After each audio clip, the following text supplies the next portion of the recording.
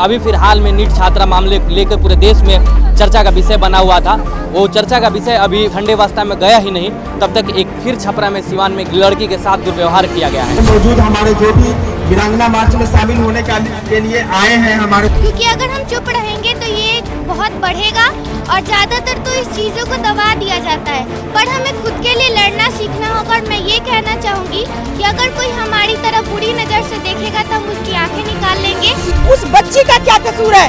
अभी 17 साल की बच्ची को 5 दरिंदों ने रेप किया और साथ में जिस तरह से उसकी हत्या कर दी जा रही है, ये मामला सिर्फ एक बेटी की नहीं है। वो मनरेगा के पैसे को लूटते हैं। एक पंचायत में 3-3 करोड़ रुपया का हमने हिसाब किए थे, जो एक भी घर नहीं बना था। आप देख रहे हैं असली खबरों का बतंगड़। अभी हमारी मौजूदगी पाटलिपुत्रा गोलंबर पे है और हमारे पीछे आप लोग देख सकते हैं कि ये बहुत सारी मात्रा में महिलाएं जुटी हुई हैं। बिहार में बहुत दिनों से सुनने को मिल रहा है कि महिलाओं के ऊपर अत्याचार देखने को मिल रहा है और अभी फिलहाल में नीट छात्रा मामले लेकर पूरे देश में चर्चा का विषय बना हुआ था।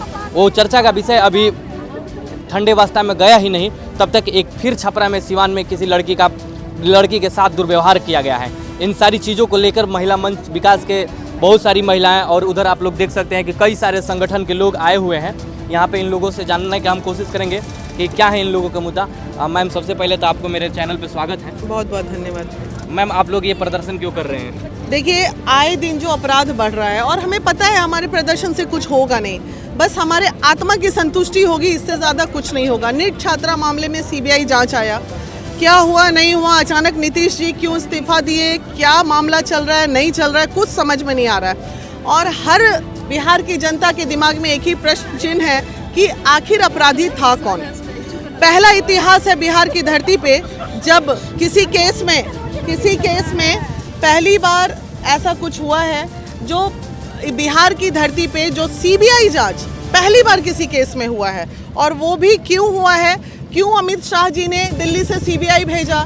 हमारी सैकड़ों बेटियां की जान जाती है, हमारी सैकड़ों बेटियां मर जाती हैं, बलात्कार होता है। वाई ओनली नीट छात्रा मामला इतना बड़ा क्यों बना दिया गया कि तुरंत 15 दिन के अंदर सीबीआई जांच हो गया। और सीबीआई जांच ने अभी तक रिपोर्ट क्यों नहीं दिया? क्योंकि मामला बहुत बड़ा था। तो इसका मतलब सारा सिस्टम ही डैमेज है, तो हम कहाँ सुरक्षित फिर रहेंगे, आप बताइए। ये प्रॉब्लम है। मैम, बहुत सारी लड़कियां हैं, ये तो केवल नीट मामला एक हुआ है जो मीडिया गई और वहाँ पे बात उठाई, ये सवाल खड़ा हुआ, लेकिन बहुत सारे ऐसे मामले हैं जो पता भी नहीं चल पाता है गांव देहातों में। आपका 10,000 का आंकड़ा आता है, 2020 में 10, 2025 आते आते 17,000 का आंकड़ा। ये हमारा आंकड़ा नहीं है, सरकार का आंकड़ा है। लड़कियां लापता, महिलाएं लापता। हमें कोई बताएगा कि ये लड़कियां और महिलाएं लापता जो बिहार से हो रही हैं वो कहाँ जा रही हैं? क्या सभी की सभी भाग जा रही हैं लव अफेयर करके? अरे भाग भी जाएंगी तो पता तो चलेगा माँ बाप को।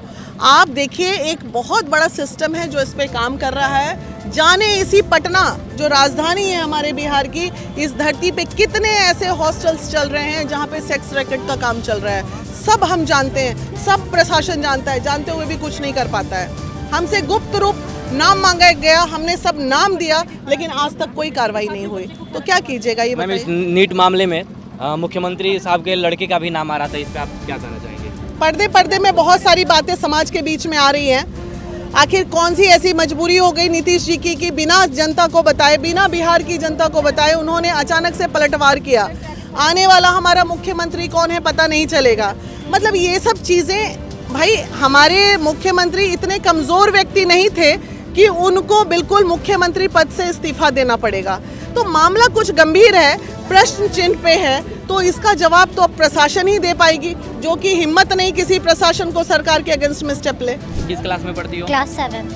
क्यों आई हो पता है? जी, हम लोग नारी सशक्ति के लिए यहाँ आए हैं, जो आजकल जो नारी के साथ जो अत्याचार हो रहे हैं, हमें बस वही कम करवाना है कि आगे ऐसा ना हो किसी के साथ भी, चाहे वो हम हैं चाहे वो कोई और लड़की हो। क्या कहना चाहती हो इसके बारे में? हम यहाँ पे आए हैं नारी सशक्ति के लिए, और यहाँ पे आजकल हो रही घटनाओं के कारण आज किसी और के साथ भी हो रहा है, वो कल को हमारे साथ भी हो सकता है, तो हम लोग इसे रोकने आए हैं। मैम, आप बताओ क्या? आप सभी को मेरा नमस्कार। मैं वैष्णवी शर्मा हूँ। मैं साई इंटरनेशनल किड्स स्कूल में पढ़ती हूँ। मैं आपको ये कहना चाहूँगी कि हमारे समाज में लड़कियों को बहुत सारे तरह के अजीब तरह के वो मतलब कुछ भी हो रहे हैं। पर जैसे कि हमें आवाज़ उठानी चाहिए, हमें चुप नहीं रहना चाहिए, क्योंकि अगर हम चुप रहेंगे तो ये बहुत बढ़ेगा और ज़्यादातर तो इस चीज़ों को दबा दिया जाता है। पर हमें खुद के लिए लड़ना सीखना होगा और मैं ये कहना चाहूँगी कि अगर कोई हमारी तरफ बुरी नज़र से देखेगा तो हम उसकी आंखें निकाल लेंगे और हमारा बस एक ही नारा है, डरना नहीं लड़ना है। धन्यवाद। जी मैम, जिस प्रकार से निर्भया हत्याकांड हुआ उसमें बहुत सारे लोग प्रदर्शन करने के लिए आए, फिर से बंगाल में हुआ लड़की के साथ, उसमें बहुत सारे लोग आए आगे, लेकिन हमारे बिहार में ऐसा क्यों नहीं होता है कि जब कोई घटना घटती है, जैसे पंजाब में पानी बाढ़ आई तो बहुत सारे लोग उसमें सपोर्ट किए, लेकिन बिहार के बड़े बड़े लोग हैं, बड़े बड़े उद्योगपति हैं, लेकिन जब बिहार में कुछ घटना घटती है तो ये साथ में नहीं खड़े होते हैं। आखिर क्यों? जानते हैं हम महिलाएं जागरूक नहीं हैं, हम महिलाओं को जागरूक होना पड़ेगा। हम सरकार के भरोसे बैठे हैं, सरकार कुछ भी नहीं कर रही, सरकार को सिर्फ सत्ता चाहिए। सरकार क्या कर रही है? दिन पे दिन महिला को, वो लोग कहता है कि नीतीश कुमार महिला को आगे बढ़ाएं, लेकिन महिला को सुरक्षा नहीं दे सके। महिलाएं जब आगे बढ़ी, जब सुरक्षित नहीं तो महिला आगे कैसे बढ़ेगी? महिला बहुत पढ़ लिख गई, जब घर से बाहर नहीं निकलेगी तो आगे कैसे बढ़ेगी? तो सरकार हमारी महिलाओं को सुरक्षा देने में असक्षम है, इसलिए हम महिलाओं को आगे बढ़ के खुद को मतलब बुलंद करना है और सब महिलाओं को एकत्रित होकर खुद के लिए आवाज़ उठाना है और लड़ना है, सरकार के भरोसे नहीं बैठना है। क्या महिला की जेंट्स से कम थोड़ा ही कमाता है? महिला जेंट्स से भी ज़्यादा मजदूरी मेहनत करते हैं, फिर भी महिला के इज्जत सम्मान नहीं होता। किस लिए नहीं होता? इसलिए कि महिला है, इसलिए ना, और मूर्ख है महिला। मैम, अभी भी पंचायती राज में देखा जाता है कि 50% आरक्षण दिया गया है महिलाओं को, लेकिन जो महिलाएं जीत के आती हैं फिर भी पुरुषवाद ही रहता है वहाँ पे। बैठ के आते हैं, मुखिया जी कहलाते हैं, और जो कंसेस लोग हैं वो मनरेगा के पैसे को लूटते हैं। एक पंचायत में 3-3 करोड़ रुपया का हमने हिसाब किए थे, जो एक भी घर नहीं बना था, और हम थातन बुजुर्ग के मुखिया एक भी घर नहीं बनवाए थे और सारा पैसा निकाल लिए पोखर उड़ाही के नाम पे और ये जो मनरेगा के नाम पे। और उसके मुखिया जी को कहा जाए, हर पंचायत में है, एक तो वो समझने के लिए एक पंचायत के नाम लिया गया है, लेकिन हर पंचायत की यही हालत है। और दारू कटवाएंगे, उनके घर में जो, उनके गांव में जो जुआ खेल रहा है, दारू पी करके भर दिन टेर है, तो उनके मजदूर का जो आवंटन सरकार से आता है उसको तो ये लोग वीडियो से लेकर के ये सब लोग के बंदर बाट करके खा जाते हैं, और उसके बाद में समाज को, लोगों को छोड़ देते हैं उसके अपने हाल पर। और वो मांग करते हैं कि हमको लाइसेंसी बंदूक चाहिए। बताइए, तुमको माने समाज को लूट रहा है, सरकारी खजाना को लूट रहा है, और उसको बचाने के लिए तुमको लाइसेंसी बंदूक चाहिए। वो लाइसेंसी आबादी को चाहिए अपने इज्जत मान सम्मान को बचाने के लिए। और पंचायती राज जो हुई है वो महिलाओं के हाथ में आना चाहिए। अगर 5 साल तक महिला पंचायती राज को संभालेगी ना, तो सारे दुख तकलीफ शोषण सब खत्म हो जाएंगे। ठीक है, इधर ही है मैम। अभी हमारी सरकार कह रही है कि हम महिलाओं के लिए बहुत सारे काम कर रहे हैं, जैसे पंचायती राज में 50% आरक्षण दे दिया, अब विधानसभा में दे रही है। इस पे आप लोग ये मार्च निकाल रहे हैं महिलाओं के सम्मान में, महिलाओं पे जो हो रही है अत्याचार, इसके लिए तो आप इस पे क्या कहना चाहती हैं? देखिए, सरकार हमें 50% का आरक्षण जरूर दिए हैं, लेकिन हमें सुरक्षा नहीं दिए हैं। हम महिलाएं समाज की सबसे बड़ी खूबसूरती हैं, समाज की सबसे बड़ी जवाबदेही है और समाज की सबसे बड़ी प्रतिष्ठा है। यदि मुझे आरक्षण से ज़्यादा अगर सुरक्षा मिल जाए और हमारी बेटियों को शिक्षा मिल जाए, तो उससे ज़्यादा हम लोगों को कुछ भी नहीं चाहिए। कहीं ना कहीं आज जिस तरह से बिहार में हमारी बिहार की निर्भया के केस को लेकर जिस तरह से सरकार के द्वारा नीपापोती किया गया, हमारे एसपी सर, हमारे मतलब जितने भी हमारे ऊंचे पदाधिकारी थे, सभी नीपापोती करने का प्रयास किए। तो मेरा ये कहना है कि क्या बिहार में अपराधियों को सुरक्षा मिलेगा?